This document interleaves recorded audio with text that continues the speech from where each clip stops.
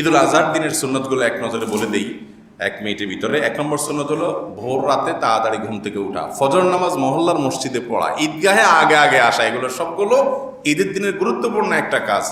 এই তিনোটাতে আমরা দুর্বল আদায় করি। ঈদের দিন দেরিতে উঠি, অনেকে ফজর নামাজ মসজিদে পড়ি না, আর ঈদগাহে দেরিতে আসি। এর কোনোটাই উচিত না। এর উল্টাটা করতে হবে, অর্থাৎ তাড়াতাড়ি আসতে হবে, তাড়াতাড়ি ঘুম থেকে উঠতে হবে, ফজর জামাতের সাথে পড়তে হবে। নাম্বার 2, মেসওয়াক অন্যদিন তো করবেন, ঈদের দিন স্পেশালি মেসওয়াক করা সুন্নত।